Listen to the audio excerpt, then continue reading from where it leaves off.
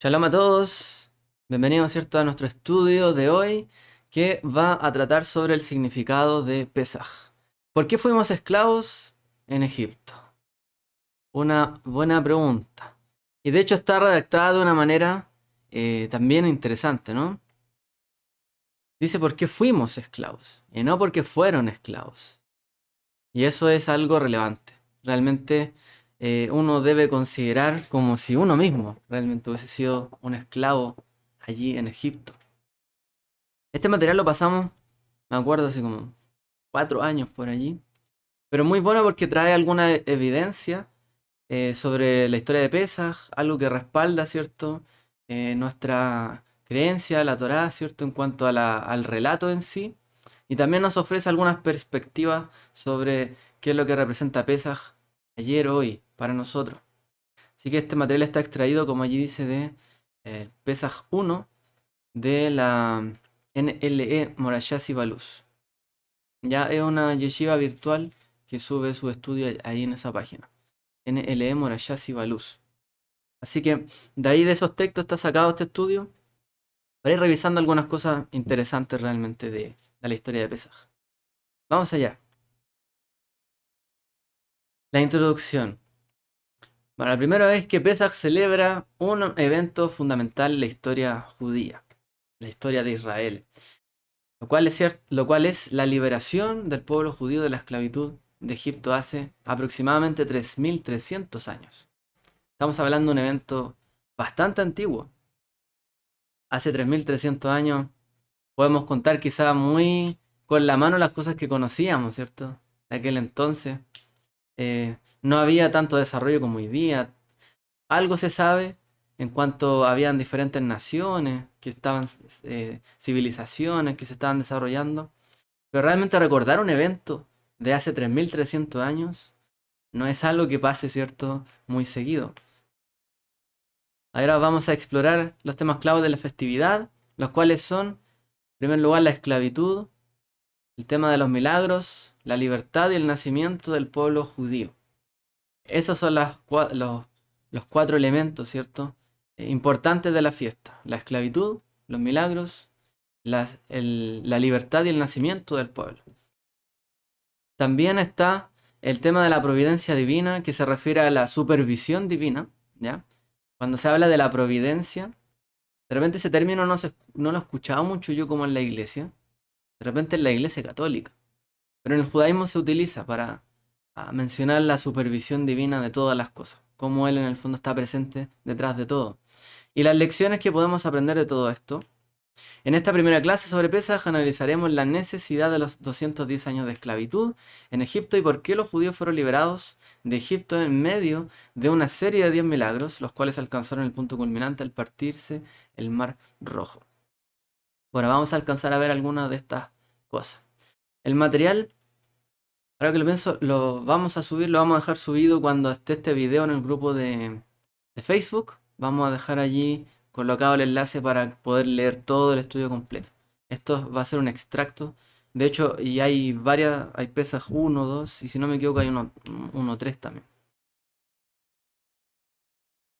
Entonces vamos a ver ahora una revisión histórica. Si nosotros leemos el libro de Hechos, ¿cierto? Se nos relata un poco la historia de lo que pasó con los padres. Em, Nuestros apóstoles, ¿cierto? Muchas veces recurrían a la historia para apelar, ¿cierto? Al pueblo que muchas veces hacía lo incorrecto. Y el llamado era, miren lo que pasó con sus padres, realmente. Miren, fíjense en eso, ahí está la clave, realmente para entender todas las cosas. Entonces, em, ¿cierto? En esta defensa que hace Esteban, si no me equivoco, sí, Esteban hace su defensa, ¿cierto? Final, y él parte diciendo... Varones, hermanos, padres, oíd, el Dios de la gloria apareció a nuestro padre Abraham estando en Mesopotamia antes de que morase en Harán. Le dijo, sal de tu tierra y de tu parentela y ven a la tierra que te mostraré, etcétera. Le empieza a relatar una serie de eventos, ¿cierto? Que son los que acontecieron, los eventos fundamentales. Y de ahí de los patriarcas pasa, y como Yese, Jacob, que había trigo en Egipto, envió a nuestros padres la primera vez. Allí, la segunda vez, fue José, conocido de sus hermanos, y fue sabido de Faraón el linaje de José, y enviando, José hizo venir a su padre, y luego Jacob descendió a Egipto, murió él y sus padres, fueron trasladados a su hueso Siquem, etc. Y así empiezan a contar los relatos que acontecieron en ese momento. Más o menos los conocemos. Entonces, ¿cuáles son los temas que ahí se tratan? ¿Y cuáles son los hechos fundamentales que marcan la historia, ¿cierto?, de Egipto, de la salida de Egipto? Primero, la venta de Yosef. La venta de Yosef marcó, ¿cierto?, podríamos decir, el momento en que se llegó por primera vez allí a Egipto, prácticamente a residir, que fue José. Fue el primero que llevó y de una manera cargó, ¿cierto?, con él un lugar para el resto de su familia posteriormente, ¿cierto?, con lo que lograría. Luego el comienzo de la esclavitud en Egipto. ¿Cuándo comenzó, cierto? Cuando estaban bien, estaban tranquilos, llegó otro faraón y ahí comienza, ¿cierto?, la esclavitud. Luego la matanza de los bebés judíos. También el faraón manda a matar, ¿cierto?, a los recién nacidos varones del pueblo. Según, ¿cierto?, un oráculo que él recibe.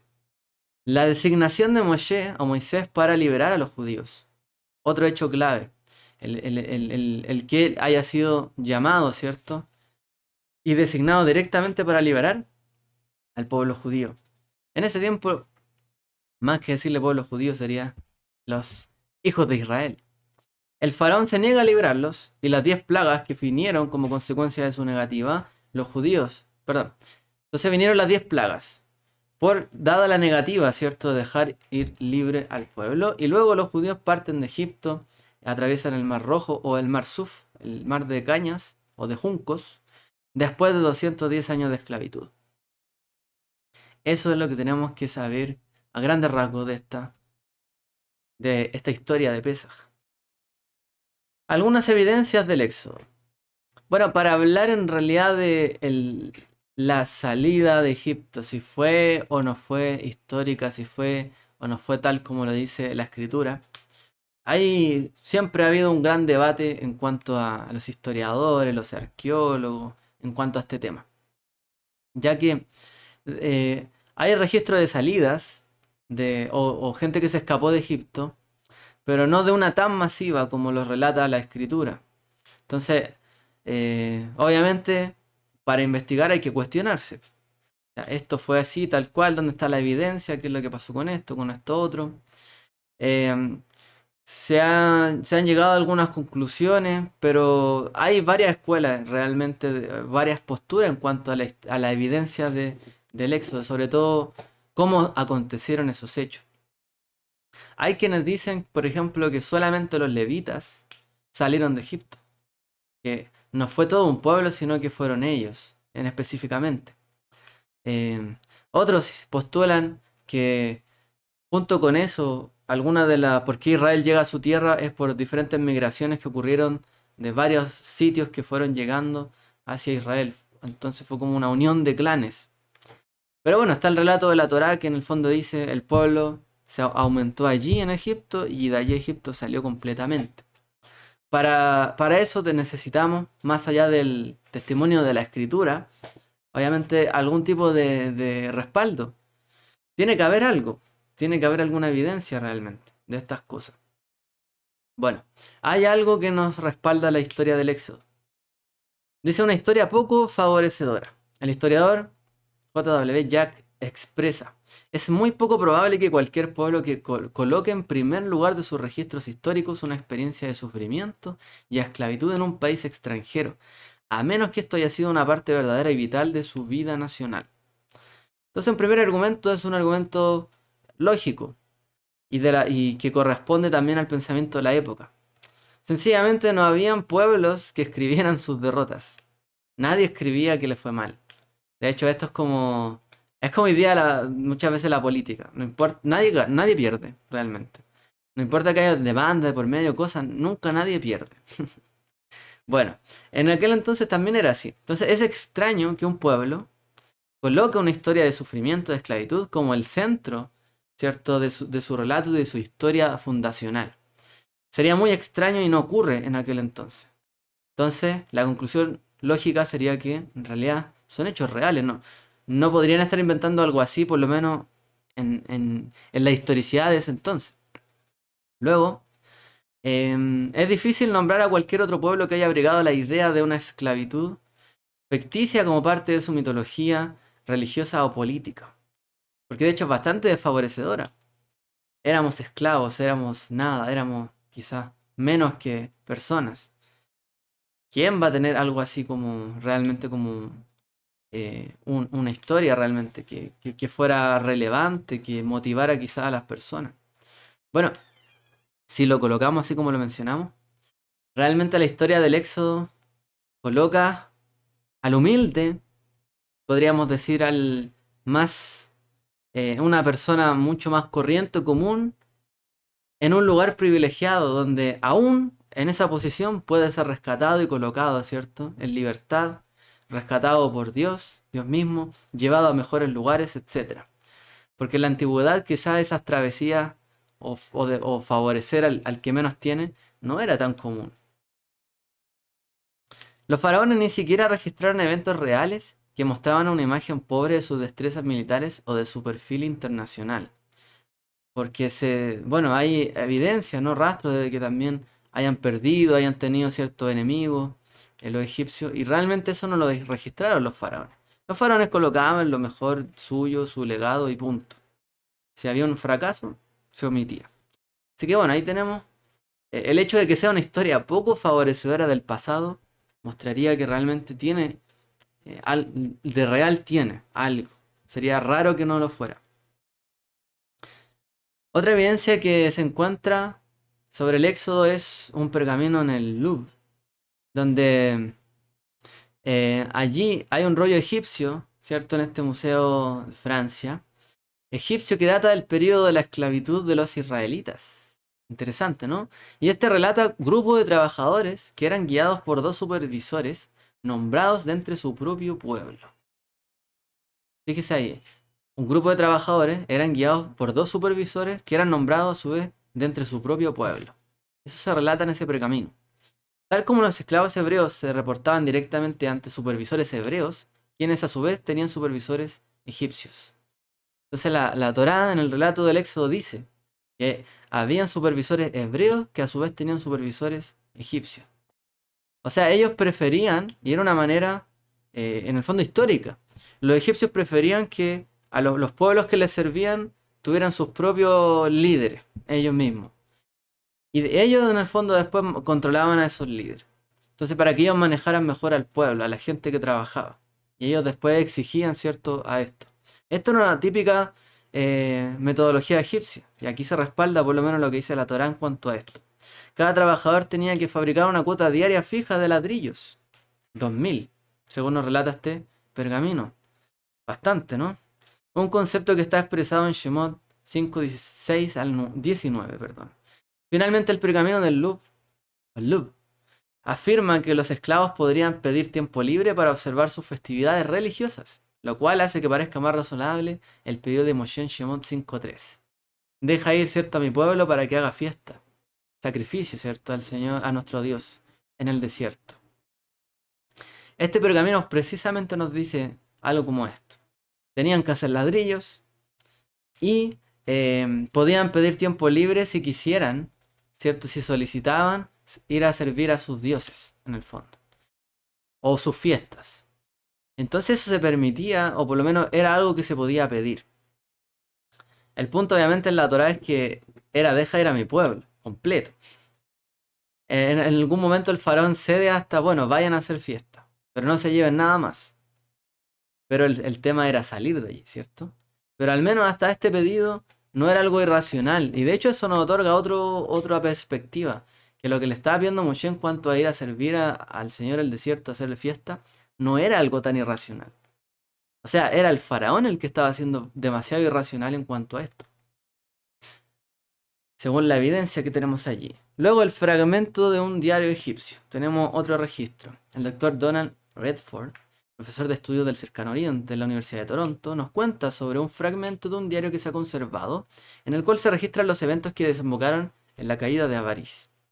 Siendo Avaris la ciudad capital de Egipto, cercana a la bíblica Goshen. El autor del diario se queja respecto a que y cita, oscuridad cubrió los cielos del oeste. Luego, y durante un periodo de días ni brilló la luz. Redford confiesa que la sorprendente semejanza entre esta catastrófica tormenta y algunas de las plagas que cuenta la tradición, es decir, la plaga de la oscuridad, parece algo más que simple casualidad. Hay un fragmento también de un diario, ¿cierto? Aquí de un egipcio, ¿cierto? Que registró los eventos de una caída a una ciudad muy cercana a Goshen, bíblica, donde residían, ¿cierto?, los hijos de Israel.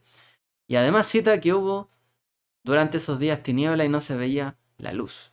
Una queja. Eso no termina allí. En realidad hay más todavía, hay algunas cosas más. Hay también un texto, ¿cierto?, conservado de la antigüedad. Se llama Admonitions of an Egyptian Sage. Reproches de un sabio egipcio aproximadamente de 1300 antes de la era común. Es decir, hace 3300 años. ¿Cierto? Que fue aproximadamente la época de la salida de Egipto. Museo de Leiden, Holanda. Dice, el texto dice así. Por ejemplo, la Torá dice, las plagas atraviesan la tierra. Sangre en todas partes. Perdón.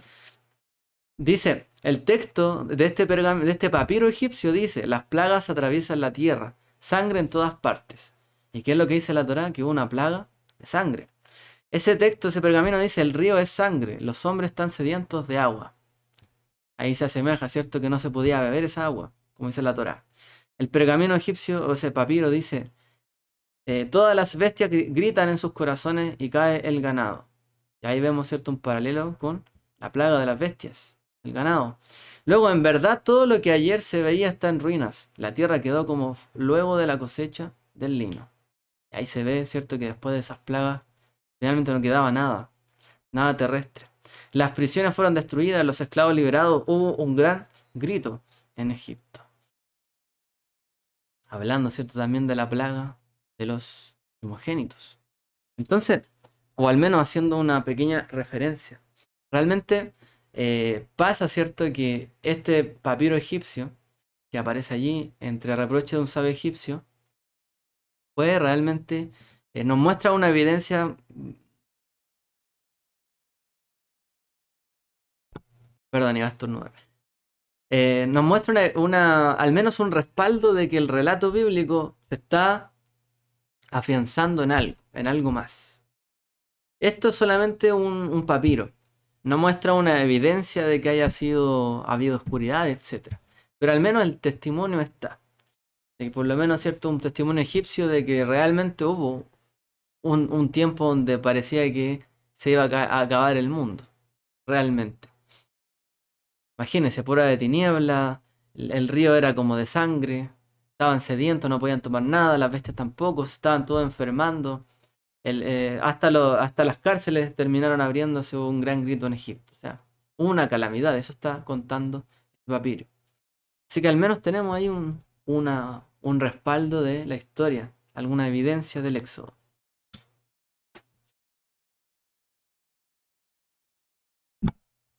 Ahora veamos un poco sobre los motivos de la esclavitud. ¿Por qué los judíos fueron enviados al exilio? Una buena pregunta. ¿Por qué?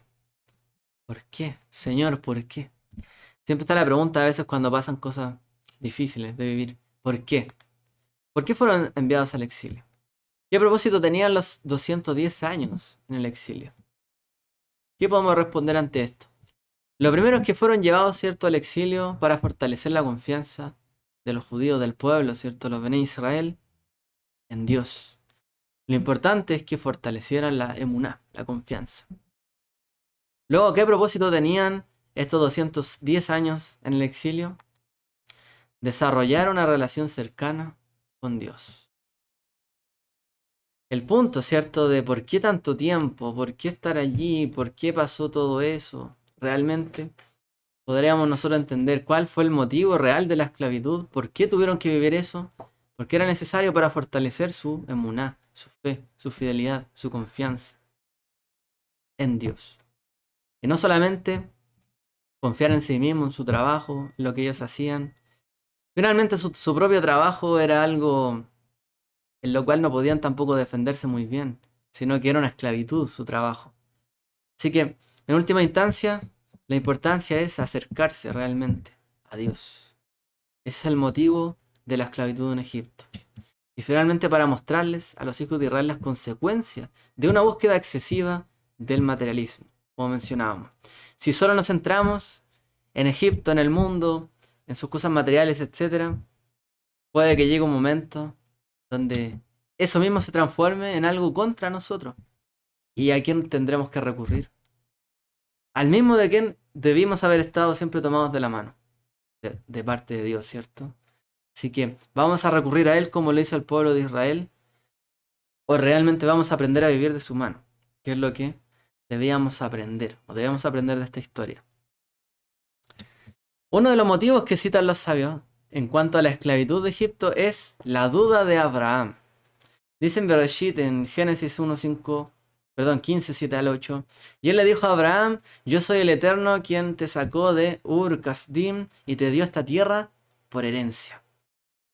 Yo soy el Eterno que te sacó y te doy esta tierra. Y él le dijo: Dios eterno, le dice Abraham a Dios, ¿cómo sabré qué he de heredar? Esta simple frase, ¿cierto?, es comentada por los sabios. En el Talmud tratado en Nedarim 32a, dice: Rabí Abahu dijo en nombre de Rabí Eliezer: ¿por qué fue castigado Abraham condenando a sus descendientes a 210 años de esclavitud en Egipto? Entonces aquí estamos asumiendo que ya hubo una discusión en cuanto a este tema en el Talmud.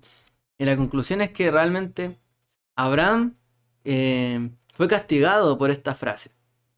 ¿Cómo sabré que heredar la tierra? Dice, Shmuel respondió: porque Abraham dudó de la credibilidad de Dios respecto al cumplimiento de su promesa. Explica Rashi. Esto está reflejado en el versículo: ¿cómo sabré que la he de heredar?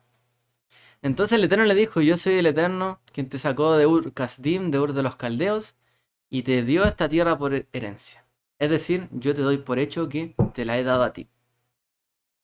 Y Abraham le dice: ¿y en qué es? ¿Cómo sabré yo que la he de heredar? Y coloca en duda, ¿cierto?, de que realmente le fuera a ser dada, o quería una señal, quería quizás algún documento, alguna cosa que le acreditara eso, o quizás lo preguntó por preguntar, sencillamente, porque tuvo una duda en ese momento, porque a lo mejor lo vio muy grande, a lo mejor le parecía algo difícil de digerir. El asunto es que él dudó, y por esa duda dicen los sabios que también el pueblo de Israel pasó esclavitud en Egipto. También nos citan los sabios que el paso por la esclavitud tenía un fin de ser pasados por un horno de hierro, como dicen Devarim 4:20. Pero Dios los tomó y los sacó del crisol de hierro de Egipto para que sean el pueblo de su heredad como lo son hoy. Entonces Rashi dice: del crisol de hierro es un recipiente que se utiliza para purificar el oro. Entonces dice la Torá: los sacó del crisol de hierro de Egipto para que sean el pueblo de su heredad como lo son hoy. ¿Cuál fue el propósito de sacarlos de Egipto? Como dice ahí, para que sean el pueblo de su heredad. Pero para que sean el pueblo de su heredad, tienen que haber pasado por el crisol de hierro. Y esto es como purificar el oro. Comenta también el sabio Aketab Bea Kabbalah: Egipto es comparado con un crisol de hierro, porque el verdadero propósito detrás de la esclavitud en Egipto era purificar al pueblo judío de sus características más bajas, tal como el oro es purificado en un crisol.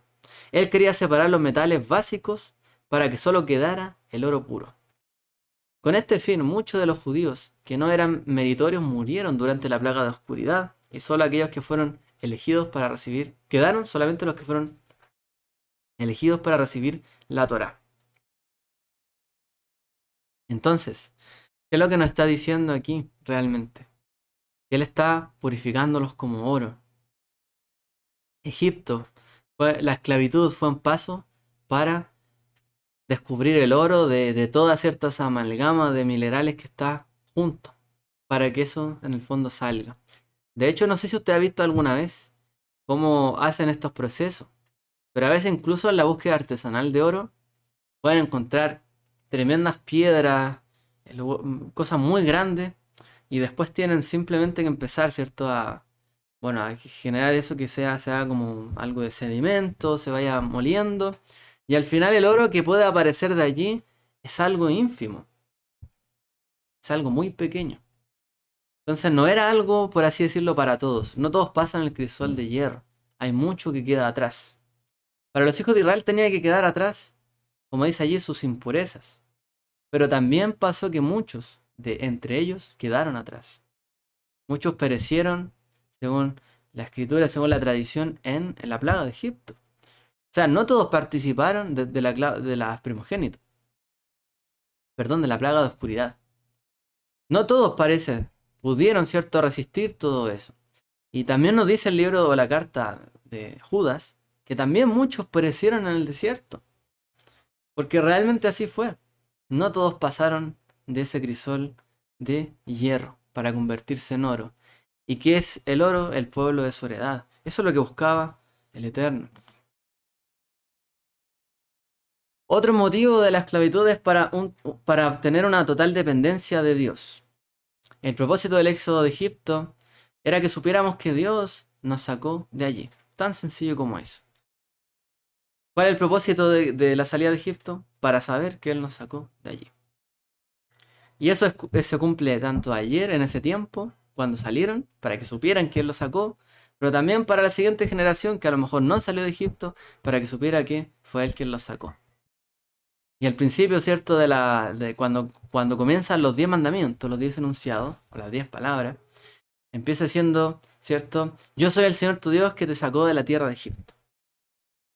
Y eso es tomado dentro de los mandamientos como el mandamiento de creer en Dios. Y creer en Dios depende también de saber que Él sacó al pueblo de Israel de Egipto.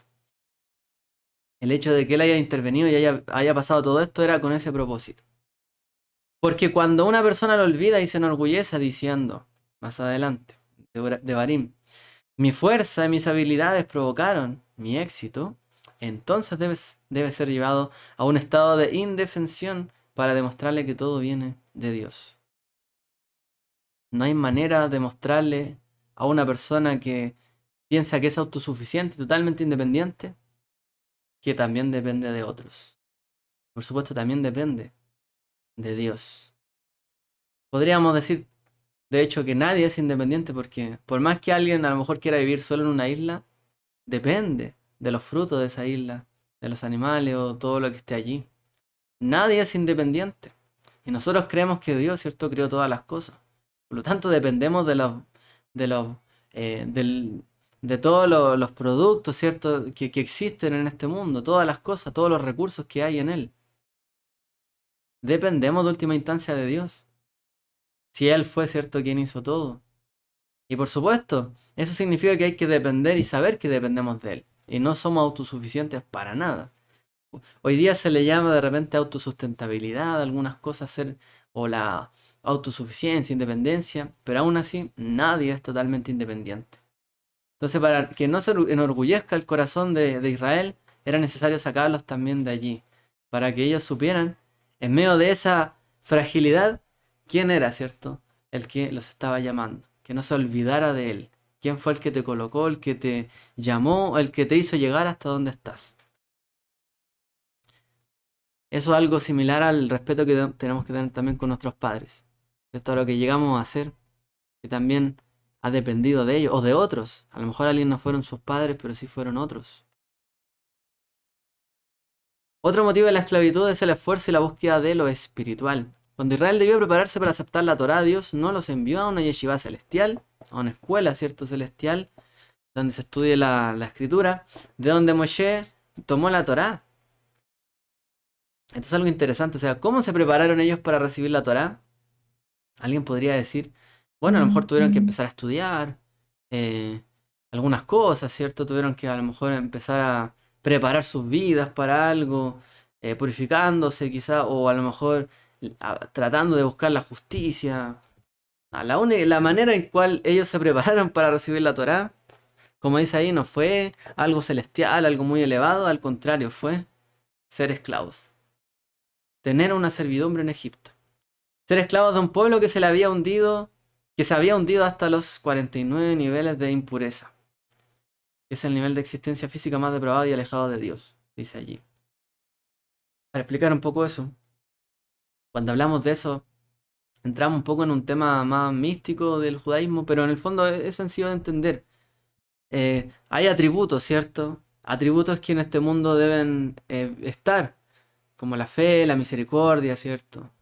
La justicia, y algunos elementos que deben estar, y algunas combinaciones también de elementos que se deben aplicar en este mundo, que son los principios de la pureza. Los principios de la pureza son esos valores que acabamos de mencionar, los valores centrales.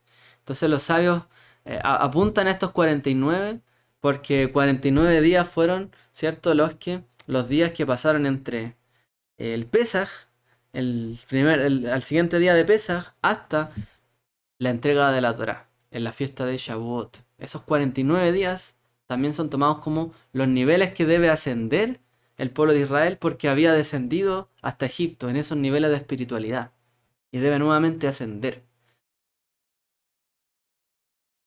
Entonces esos niveles, ¿cierto? Hacen alusión, como les decía, a estados de pureza, pero que tienen que ver con los midot, los atributos. Justicia, misericordia, juicio, ya sí, es ese tipo que a veces se ven incluso como las sefirot. A grandes rasgos. A eso se refieren. Esta esclavitud, perdón, me fui para adelante. Esta esclavitud los llevó a un estado en el cual gritaron a Dios para volver a Él. Dice la Torá que ellos clamaron. A nosotros, de hecho, nosotros cuando traducimos, o nuestras Biblias traducen y clamaron a Dios, claro, a uno le suena como clamaron, a lo mejor, no sé, hicieron un gesto, hablaron fuerte, oraron en voz alta. Pero realmente puede ser entendido como que gritaron, estaban desesperados. Gritaron a Dios, necesitaban una ayuda, ya no les quedaba nada. Era casi la última alternativa, de hecho era la última que ellos tenían. Clamar, gritar a Dios para volver a Él.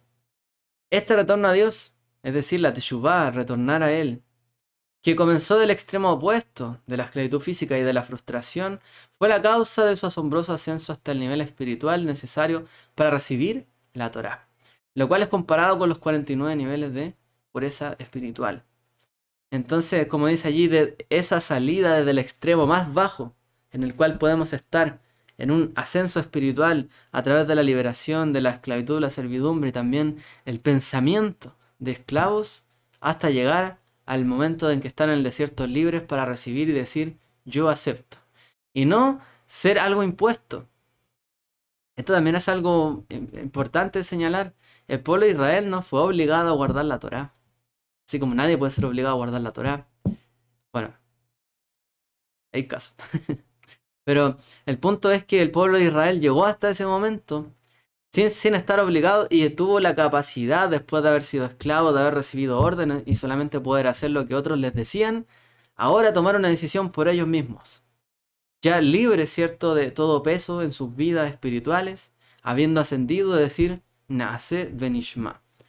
Haremos y obedeceremos todo lo que nos digas. Y luego reciben, ¿cierto?, los 10 mandamientos y todo el resto de la Torá.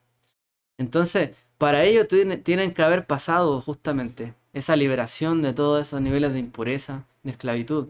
¿Y cómo fue que eso fue acompañado? A través no solamente del milagro, sino de marchar, de tener prisa en salir del Pesaj, ¿cierto?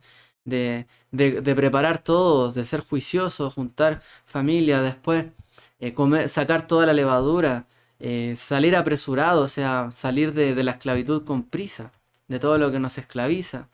Adelante, confiar en Dios, confiar en sus milagros, que Él abre puertas, que Él abre el mar. Luego alegrarse con cánticos, ¿cierto? Como a ellos les pasó. Ser saciados de lo que viene de su boca y también de su mano poderosa. Experimentar su presencia, lo que vieron en Egipto, en el desierto. La columna de fuego, la nube de día. Todo eso que ellos experimentaron los hizo cada vez más, ¿cierto?, ir superando esos niveles de impureza. Hasta que llegó el momento donde ellos pudieron decir sí, con su propia voz, y no a través de Moshe, sino ellos mismos decir Naase Benishma, haremos y obedeceremos lo que tú nos digas. En ese momento ya estaban preparados. Y este es una muestra del esfuerzo también y la búsqueda que ellos tuvieron que vivir. Claro, fueron llevados por ese camino. Pero ¿a quién no? Si al final todos somos llevados por los caminos de Dios, somos arrinconados donde Él nos quiere llevar. Así que siempre reconocemos que su voluntad es agradable y perfecta, y así Él nos va colocando, ¿cierto?, las cosas.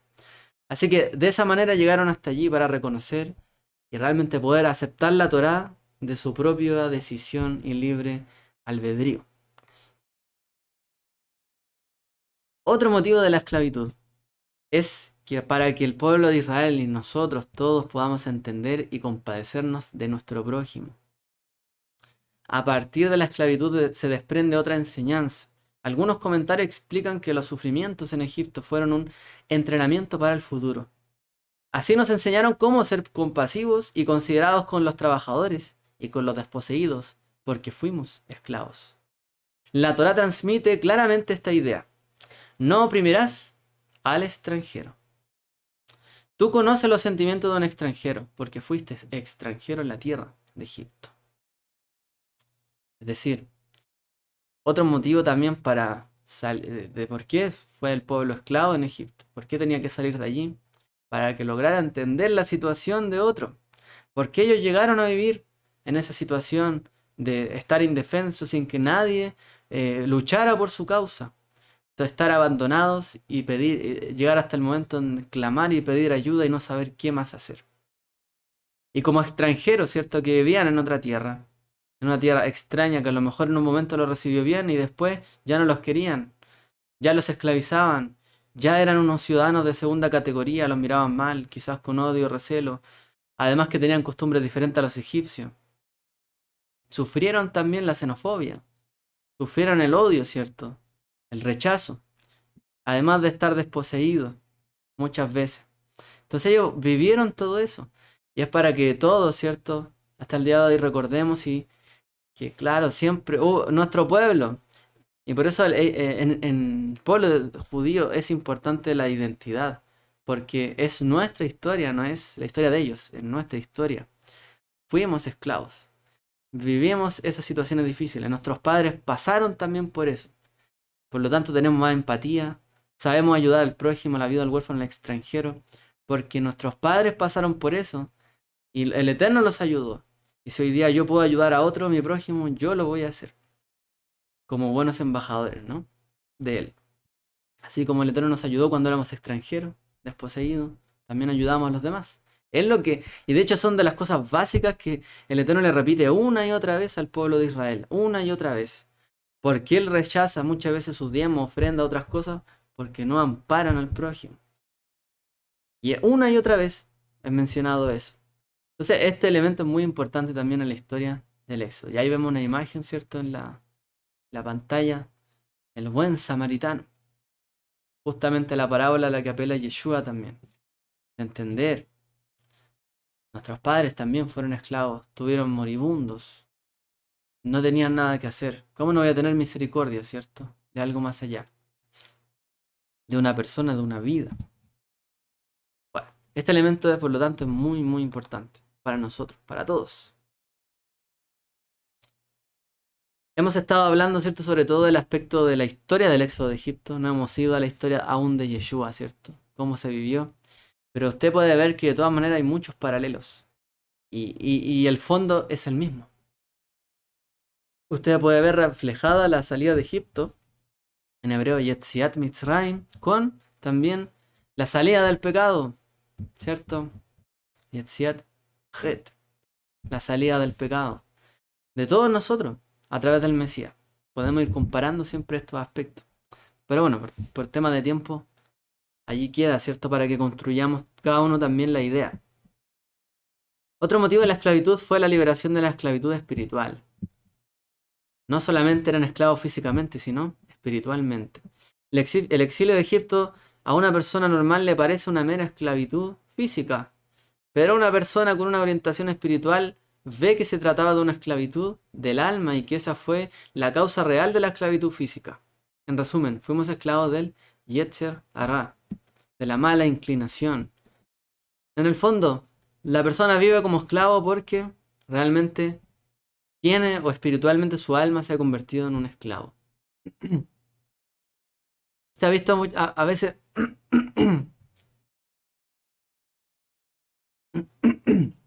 Perdón.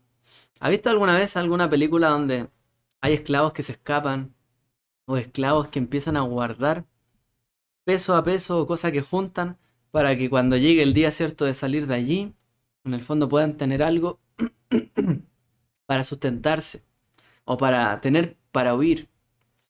Bueno, de hecho hay un mandamiento en la Torá donde uno no puede en el fondo ponerle un tropiezo a alguien que está huyendo de su señor porque lo trata mal.